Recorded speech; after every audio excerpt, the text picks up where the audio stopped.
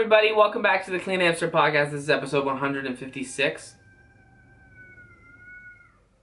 What? The fuck was that? Did you hear that? Anyway, yeah, this is episode 156 of the Clean Hamster Podcast. My name is Dean Hebsher. And here's the deal, okay? Here's what's up. Not much. Not a lot. Never really is. But I'm going to Montreal in like a week and a half. March 14th. Me, Curtis, and Jacob are doing a big show at the Corona Theater. That bitch sold out, which is tight. Not because of me, not because of Jacob, because of Curtis, obviously. But we're openers, and it's going to be tight as shit. Do you understand? Fuck, man. That guy moves units. It's insane. It's good, man. I'm a lucky guy. I truly am a lucky guy. And you know, I bumped the desk. Fuck, sorry. Come on. Just fucking. Oh, it's not my day. I'll tell you that. Okay, so. God, I am a very lucky guy. I don't know. Life is fucking cool, man. And you know what's awesome is when is when your manager tells you you're a lucky guy. You know you're pretty lucky to be in the position you're in. And I'm like, I know, dude. Like, God, I know. But also when I'm on stage, I'm pretty funny. So fucking come on. Give me a little more credit. Anyway, anywho's. Yeah, life's good. I got these new sunglasses in New York that I forgot to show you guys on the last podcast. Are you fucking ready? Oh my God. That's insanity. They come with little eyebrows. They're tight. They're sick. With the red. Okay. All right, Dean. With the red top. With the red thrifted Carhartt fucking button up. All right. I win. I'm hot. All right, guys, I guess you know what? They're staying on. Here's the deal. I am sticking to this look. Ooh, with the light on. You can see the light. There's a light there, and there's a light here. Oh, you figured me out. All right. Okay, it's official. I'm the hottest funny guy ever. Move over, Matt Rife, who's in trouble right now for talking about clits and fucking and his type on a comedy podcast. Now, I'm in the middle, okay? I actually wanted to talk about that because it's like, all right, you know what? Let's break it down in real time. That guy is a funny stand-up comedian. And you can do nothing but just respect. Guy worked hard. He's got a hell of a stage presence, and he's hot as shit, but he's also really funny. And he went on a podcast. He went on that fucking, the Trevor Wallace's podcast, that, Stiff Socks podcast, and it's guys, right? It's guys talking. Now, all you need to know is like that's actually the way dudes talk. Okay, there it is. That's actually what the fuck we sound like. Actually, how comfortable you choose to be and how much oversharing you choose to do is up to you. He did that, you know? He was like, fuck it, I'm going to say whatever. And that's the part where he shouldn't have, right? Like, he could have taken a moment and been like, oh, I don't think most of my female audience, which is most of his audience, is going to like this. But also, some of them couldn't care less because they're like, he's messing around. Who cares? I'm not actually like trying to marry the guy. I just like comedy. You know what I mean? That's the thing too. It's like you got to pick and choose what you really give a fuck about. And it's super easy to not care about stuff. It's very easy to be like, whatever. He said some shit. I don't know. I got my own life and my own problems. I'm really not going to invest a lot of time into this. But a lot of people were pissed with him for being like, I don't like a fat clit. And also, that's such bullshit. Like, that's such bullshit because he's definitely fucked so many girls and he's definitely run into his fair share of fat clits, as he puts them, and been like, whatever, and fucked her anyway. There's no way he's ever been like, nah, sorry, I just don't like that. And then gone home. Like, he was just talking with dudes, and also those two dudes, they probably, you know, the way that they set the table for that podcast is that like, yeah, anything goes, man, whatever. And and like he was comfortable enough to talk about that. He shouldn't have been, but what are you gonna do? Also, I hope everyone knows this: his ticket sales aren't gonna plummet. No, it's a new thing every fucking day. Literally by this time next week, everyone's gonna be like, And he's still pretty hot and pretty funny every time I see a stand-up video with a guy. It's also really tough to riff and joke on podcasts and say, like, you know, crazy shit without there being, like, an audience there to laugh. Like, it's really weird to just riff with, like, 3 funny dudes. And, you know, when there's just, like, enough open air for people to be like, was that a statement? Or was he just fucking around? You know what I mean? He's fucking around. They're all dudes who do comedy. They're messing around. And also, all dudes are shitty, man. All of us. I am. I'm a fucking idiot. I'm a douche. But I'm not trying to hurt anyone. I'm not trying to be what I don't know. As long as it doesn't hurt anyone, I'm fine. But, like, hi, Mia. But nice to meet you. You want to come in here? But yeah, so, like, yeah, I don't know. I bet he was like, nah, I shouldn't have said that shit. And he's not going to really suffer too many consequences. You know what I mean? I'm sure anyone can take a dozen TikTok stitches. He's going to be fine. He's a very good stand-up comedian. So what are you going to do? What do you, like, really though? Like, I guess that's my point. What are you going to do? What? Like, what's going to happen? Really, literally nothing. A new thing comes along every goddamn day, and people got enough time to get pissy with stuff. People have a lot of time on their hands, and then their fucking life moves on, okay? But don't be like, I don't like a fat clit. Like, don't say that. Like, you should have known, pal. Like, don't say that. Also, who the fuck am I to say anything? My podcast gets like 600 views. So who the fuck gives a shit? At the end of the day, who cares? It's all crap. All right. What else did I want to talk about? Mia, can you like be the kind of cat that, like, walks across my desk while I'm doing a podcast so everyone's like, aw, but she's not that kind of cat. You know what I mean? She's wicked mossy. I'll give her that, but she ain't that kind of girl. What else did I write down? Hi, Mia. I hear you. Just chill, okay? Yeah, we're going to Montreal. I'm really excited. And then that's a car ride. That's a car ride with the fellas that I'm super stoked for. You know what I'm not stoked for? The airplane ride to Australia. I'm stoked for Australia. I'm stoked for that tour. I cannot wait. That's a different world to me. And they speak English. Oh my God, fuck, that's fucking crazy. That's, you know what I mean? That's gonna be such an experience I can't wait for. But I need everyone to know a few things right now. That flight, for me, is tough. I have crippling ADHD, as most people know. And a long flight might be the worst thing for someone with the same brain capacity as me. I just know I'm going to be tough to be around, which is why I'm getting Xanax for that. I am. I have to be sedated for that flight. Unless everyone is cool with me literally going, ladies and gentlemen, please talk to me and let me talk to you for 14 hours straight and we'll have no problems. And pilots included. I'll go to the cockpit and go, fellas, what's going on? That's cool. Nice clouds. How about we move this thing faster? I would actually try to bribe a pilot being like, do whatever you need to do. Go into fucking hyperspeed. Get us there faster. Do you guys know why? Do you guys know why I would have no problem doing that? Because I'm done fucking waiting. I'm so done fucking waiting. Okay. I've officially decided I'm done waiting. And that's the deal right there. Because, like, I'm a fucking kid. I'm a kid. I feel like a child at school again when I'm on an airplane.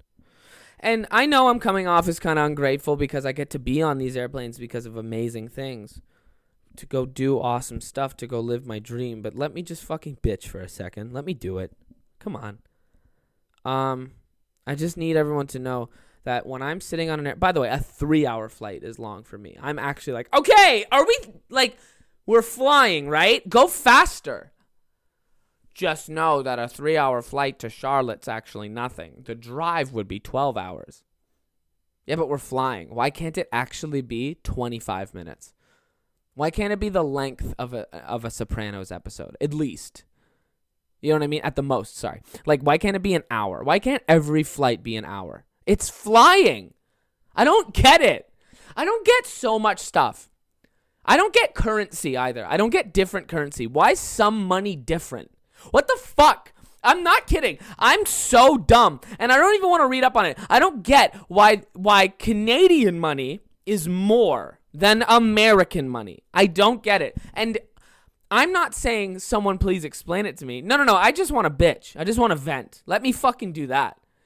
But what the hell is going on? Why is $10,000 American, $14,000 Canadian? Be the same. Be the same all the time. Why is yen like, well, how come $100 yen is like $500 American? What the fuck? Or other way around? I don't get that. That makes me so mad. That bullshit makes me so mad where I'm like, there's got to be a guy in charge of this who's fucking doing something to benefit himself. It makes me so mad. I don't fucking get currency. Well, that dollar's stronger than this dollar. What? It's all a dollar. It's the same. Can't it just be the same? I know it can't, but like, what the fuck? That's dumb.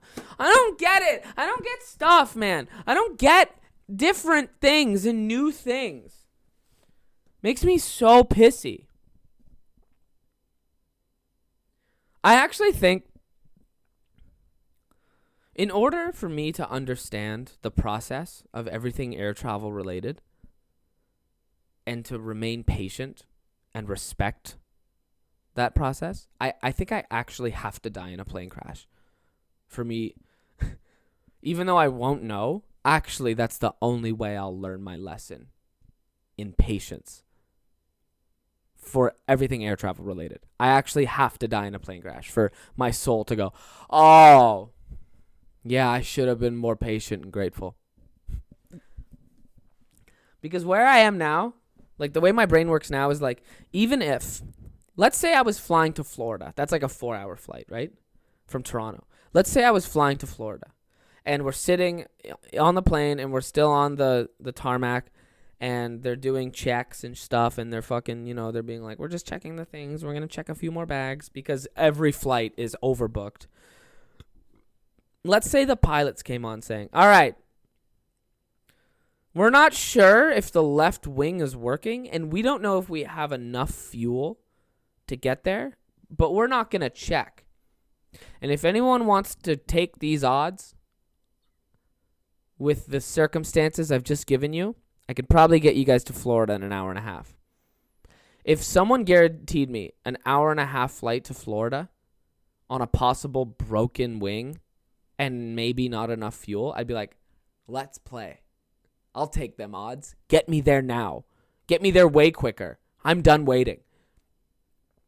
If you guaranteed me a shorter flight, but with a 50% possibility that we will all die in the ocean, I'm taking it.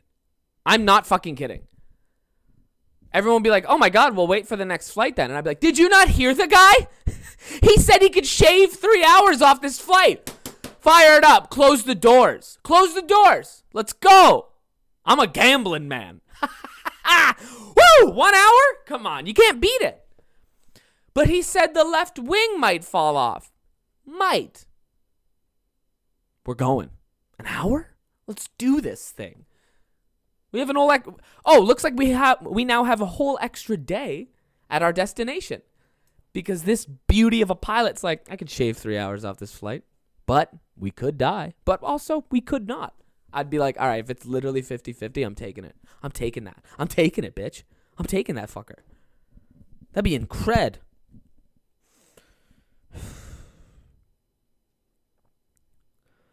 But yeah, I need Xanax for the Australia flight. I do. I need to be out the whole time, or else I will straight up.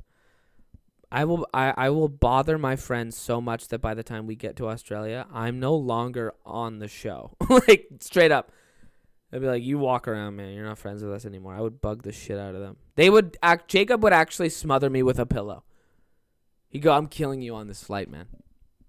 I love you, but if anyone's gonna kill you, it's me."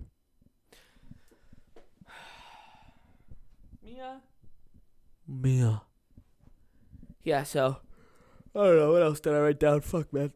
That was a decent riff, I guess. I don't know. Oh my god, I'm so chilling. I'm so chilling. Oh, fuck. I was talking to my dad last night because we had lasagna together. It was pretty good. And I didn't know how much of a badass my brother Jake was when he was a teenager. My dad told me that one time he got a call from a cop, like in downtown Hamilton. And the cop was like, "We got your son. He's pretty publicly intoxicated and underage." And I was at home. So my dad was like, "Jake?" Then he went downtown and picked him up, and they didn't talk for 2 days. And then my brother learned his lesson, I guess. Like, I didn't really know that about my brother. But he was the firstborn, which means he probably got, like when you're the firstborn and you fuck up, your parents are like, shit. But then since I was the secondborn, I got grounded. And my dad tried to deny this last night. He was like, "You didn't get more discipline than your brother." And I was like, "Yes, I did, because you guys got a second chance with me when I fucked up. You and mom separately were like, okay, we don't want to give him his, we really want to make him learn his lesson because we kind of let Jake fly under the I get it. I totally get it. It's not like I was like mad, but I got grounded way more. I would get grounded for like months at a time. It's the dumbest thing was like when you hear like someone got grounded, it's usually for like a week, 2 weeks. My dad would be like, "You're grounded for a month." Like an entire month. Like an entire December of grade 11. I was not allowed. I'm not kidding. I was not allowed to hang out with my friends, go to parties, go play basketball, nothing. I had to go to school and come back home and just stay. Like, it sucked. A month. 31 days. And, like, when you do that to a teenager, the second he's freed, he's going to fucking go hard. And I did. And I would get regrounded for another month. That happened on two separate instances. Occasions, I could have just said. But, like, that happened. You keep me oh, man, I'm in grade 11, too, and I'm bursting with fucking energy and sex and, not sex, you know what I mean, just sexuality. Like, I'm just fucking brimming. You can't keep me caged, man. What did I say on the last podcast episode? Don't try to fuck with teenagers who are just trying to party. Don't do that. Don't fuck with them, man. You can't do that. I just think that actually didn't do anything. Every time I was released from a month-long grounding, I was like, okay, I'll just do what I did that got me grounded, but I'll do it smarter. Because now I know what not to do to get caught. Now I know what not to do to be put in a position where I have to admit what I did or something. Now I know. Lie, lie, lie, lie, deny, deny, deny, deny. That's how I was fucking raised. I raised myself. That's how you do it. You just listen to the smarter friend who like did more or less the same thing as you. And you're like, well, how'd you get caught? And you tell them and you're like, oh, you never do that. Here's what you do. And then you're like, oh, that's way better. Because I feel like parents have no choice but to just be like, all right, whatever. He's probably lying to me, but fuck, I don't know. I trust him. Like, parents just, I don't know. I don't think anything I'm saying is making sense or even, like, valuable information, but I just think that what is grounding a teenager really going to do? Like, what's it actually doing? Like, it's going to, like your kid's going to return from life after being grounded for a month being like, oh, no, I'm off the sauce, guys. Oh, no, fellas, I can't go out tonight. No, I've seen what life is like on the inside. No, they're not going to do that. They're going to go, fellas, what's the fucking move tonight? I'm not grounded anymore. Let's get so drunk that we all cry. That we're crying. Let's get so drunk that it hurts. Let's get so drunk that we all wake up sleeping on our stomachs on hardwood floors. You know what I mean? Like that teenager drunk where you wake up and you're like against a hardwood floor and you're like, oh, fuck. And your eyes feel like mothballs. Where you're almost like, man, this hangover is actually like good. Where you're so teenage hungover that you're like, nah, but like, how hungover I am right now is like an accomplishment. Like this is the last feeling. I got to this point and I didn't die. Woo! Run it back. It's only fucking Saturday. We're doing that again. That's what I'm talking about. That's the kind of shit that's tight.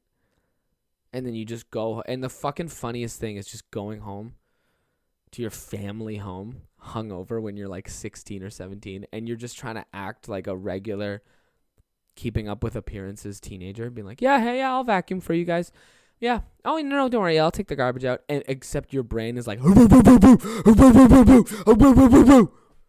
you could feel your heartbeat through your fingertips. Like you're fucked up. Like if a cop busted in your house at 1 p.m. the night after you boozed all the fucking alcohol in the world with your friends, if a cop busted in your home the next afternoon with a breathalyzer, you would break it. Like you would he'd be like, keep blowing, and then it would explode in his hands, and you'd be like, and he'd be like, Jesus Christ, you're off the charts. Like if I was talking to someone and then you quickly held a lighter up to my mouth, a flame would go through as if you were spraying like hairspray on it. You know what I mean?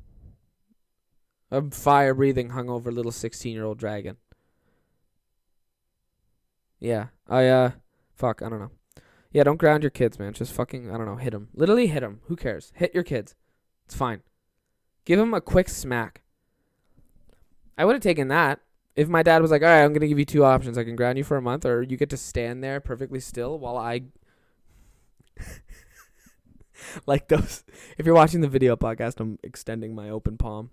Like those videos on TikTok of those competitions between people slapping each other in the face as hard as they can. Like, okay, Dean, I found booze in your backpack. I'm either going to ground you for 1 month. You can take that option. Or the other option is you stand right here, perfectly still. I'll get your stepmom to hold your shoulders too so you don't flinch away from this. And I will take my open palm, wind it up, and smack you as hard as I can across the side of the face with it. And then you're free. And then you're not grounded. You just have to take that one. I get one good one. I'd be like, yeah, do that for sure. Yes. That's a way better story. That's way less embarrassing than being like, I have to stay inside for 1 full month. Fuck that. Oh my God. My dad being like, okay, here we go. Just stand still. It's fine. It'll be over in a second. It's going to hurt though. It'll hurt. This is going to hurt. He chalks it up too. He like gets powdered chalk.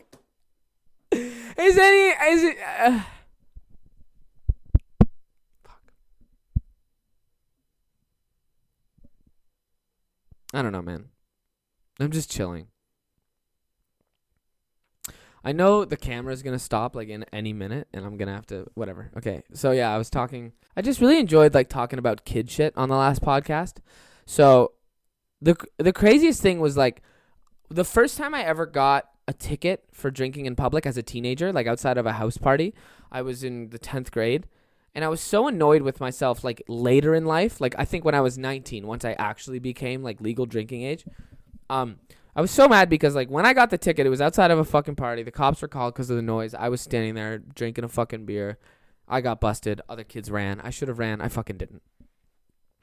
Now, what happened with that is, like, cops know how to, like, fuck with teenagers. Cops know how to be like, you need to show this to your parents. They know how to do that. But in reality, you don't have to do that. You don't have to fucking show your parents anything. If you just read the information on the back of the ticket you get from the cops, you can handle all of that independently. It doesn't matter whether you're above the age of 18 or not. If you literally if I simply turned the ticket over and I read the instructions on how to pay it, I could have done all of that by myself. But no, I was a little fucking scared pussy-ass bitch fucking 16-year-old who ran home and was like, I'm sorry, I'm gonna take it. I could have avoided all that. And then I got grounded again, obviously. But, like, I could have avoided all that. I could have just taken it into my own hands and just been like, I'm doing this, and my parents never have to find out. My dad, I thought if you were under the age of 18, anything that happened to you, you had to tell your parents about, especially involving authority figures like police officers, especially involving, like just people in your society. I don't know why we thought that. If anyone is listening to my podcast right now and you're under the age of 18 and you get in trouble for something with the police, unless they physically bring you back to your parents' doorstep, you actually don't have to fucking say shit. You don't have to do anything. If you do enough research, which you have at your disposal on your phone or your laptop, you can go pay whatever fines. You can go pay for whatever tickets. You can even fucking do community service. You can go do it on your own. And your parents never have to find out. You can figure it out. But I thought you had to tell your parents stuff. You didn't, and you still don't. Just gotta cover your tracks and fucking take it into your own hands. Like, okay, I'll fix this. I got this. If you have a job and you have money, fucking go pay the ticket with your own money. You know what I mean? I didn't at the time as well. I was in between jobs. But like, you don't have to do any of that bullshit. Because I actually remember the cop being like, go home, take this to your parents. Like, I thought, like, that wasn't a legitimate instruction. He made that up. That stupid bitch-ass police officer was just like, take this ticket to your parents. Because he knows. He knows some kids are smart enough to be like, fuck that, I'll just fucking pay for it. But I wasn't. It sucks. It's super embarrassing. What was I going to say? God, being a kid fucking was so funny. Being a kid was so funny. The funniest thing was like how crazy we all were. Like my one, like I was talking to Jacob about this yesterday on the phone, and we were talking about like third grade, like just how long a school day was, and how I was so scared of every school day that I actually thought. I knew, I was like, okay, school starts at 8:30 and it's done at 3. Like, I knew that, right? But I actually remember every day being like, God, I hope they don't extend it to like 6 today. I actually thought like, okay, to avoid any more homework, we're actually going to extend the school day to 6:30 p.m. I thought that was going to happen every day. I was so scared. I was like, I know they're going to make this longer. They're going to make this longer for me because they hate me. I couldn't handle fucking anything. I couldn't handle... Like, I had to bring toys to school to, like, feel comfortable outside of my home. I brought, like, a lot of stuff. I would literally bring, like, a model car and put it on my desk, and it wasn't even show and tell day. It was, like, a regular day in third grade, and I'd be like, I just brought that from home. I need that because that's a piece of my room. I need a piece of my room in here. And my teacher was like, you're out of your mind. And I was like, you're an old hag. All right? I can play this game too. You know? I can go all day, really. You saggy bitch. How's that? Like, it's...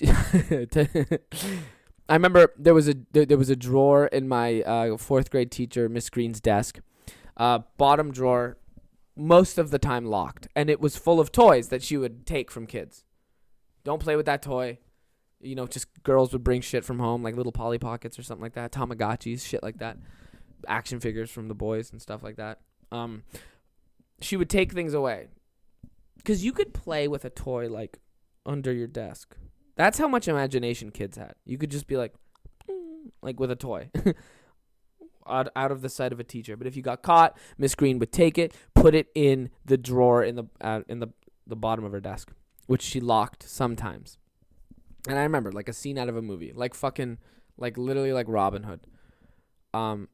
She left the room for a second. She had to go talk to a teacher across the class, across the hall.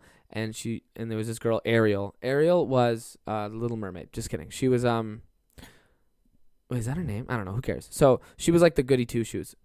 But I knew that there was a side of her that was, like, cool. She was just really smart. I think she was marketed wrong. I think she was, like... I think because she, like, got an A at everything and she won every spelling test, the teacher, Miss Green, made her, like, out to be this, like, goody two-shoes, you have my back. Let me know if bad students are doing something kind of kid. You know what I mean? Teacher's pet, if you will. She wasn't. She was actually fucking cool. But she was just wicked smart. She was wicked smart. But, like, so whenever, like, a bad thing would happen, we'd be like, and she'd be like, yeah, it's fine. You know what I mean? Like, we had this rapport where she was like, I'm not going to tell you guys, don't worry. I'm just really good at spelling. It was really funny. So Miss Green left the class. I was like, because I would check the drawer all the time whenever she wasn't looking. I would check if it's locked. I did. It wasn't locked. And I literally, from the desk, so like 10 feet away was where all the desks were. From the teacher's desk, I knew whose toys were whose. I was like, hey, Sean, here's your fucking foam hockey puck, whatever. Oh, Shawnee, here's your... those were two... I said Sean and then Shawnee. Those were two real kids, by the way. Shawnee was a girl. Sean was a guy. Those were two real children I was in school with. Oh, Samantha, here's your fucking Polly Pocket. Here's your fucking Tamagotchi. Here's your... I don't know. Here's whatever. Here's your stuff. Here's your shit. Here's your Barbie. Like, I would throw in it, and they'd be like, thanks, Dean. And I was a hero for a day. It was really funny. And then, oh, my God. There was this kid. Fuck, I forgot his fucking name. It might have been Brandon. He brought a super soaker to class, like, for fun, in the winter. Like a real, like a big one. And the teacher was like, give me that. What, are you going to spray us with water? It was hilarious.